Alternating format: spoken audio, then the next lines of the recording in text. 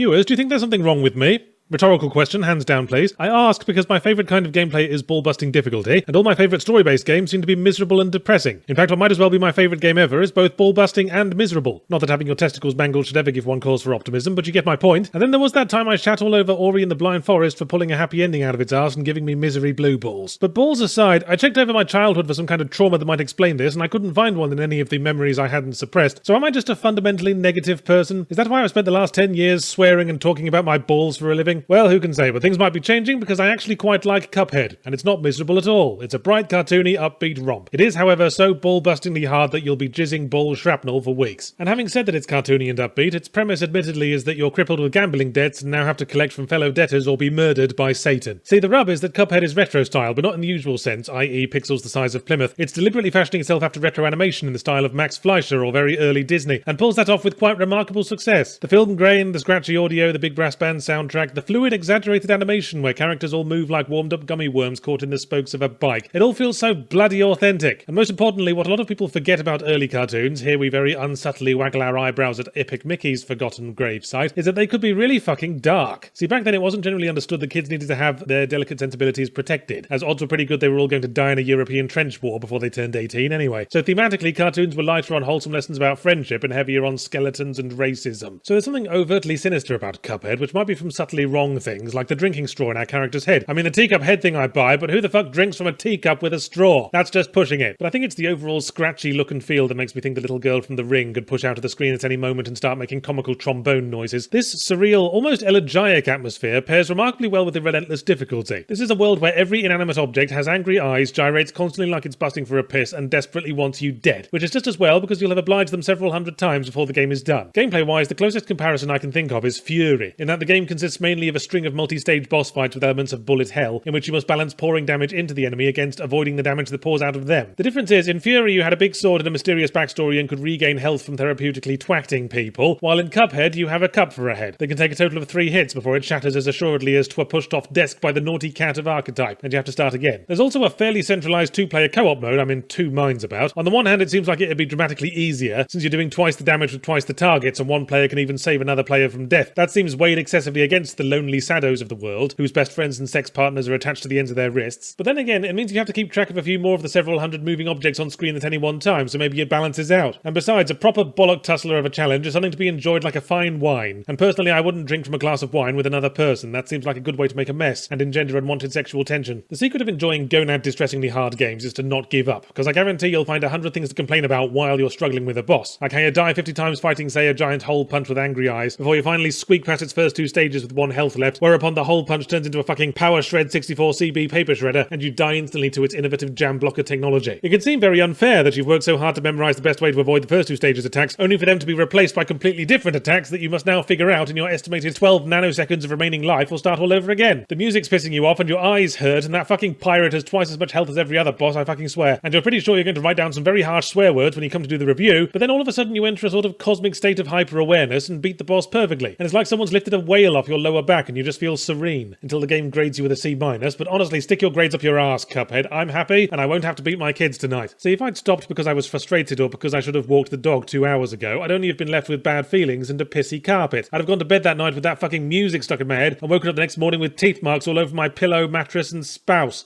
So it's important to put complaints about the game in the proper context. Yes, it's frustrating, that's the whole point. It needs to be for the payoff. But it's not just challenge that gives Cuphead its weirdly hypnotic draw, because there was another, cullion traumatizingly hard game that came out last week. Ruiner 'twas called, and I didn't like it very much. Seemed like a cyberpunk rip-off of Hotline Miami with none of what made Hotline Miami interesting, like the psychedelic imagery, or the fast pace, or the not taking place in a succession of the most obvious fucking environments imaginable, and then trying to make them less obvious by illuminating them like a fucking ghost train ride. Yeah, the fights were hard, but I wasn't getting that all-important sense of payoff. All I felt I was earning was more chances to fight boring gang members in murky environments. That's the Cuphead difference. Its utterly unique style makes it an instant breath of fresh air, even if that breath of fresh air also contains 1,000 stinging hornets. And you tank the stings just to see what it's going to belch up next. It's like being stabbed to death by Dick Van Dyke. Yes, it hurts, and it's probably not good for you, but you can't stay mad. It's too adorable how he thinks he can do a Cockney accent.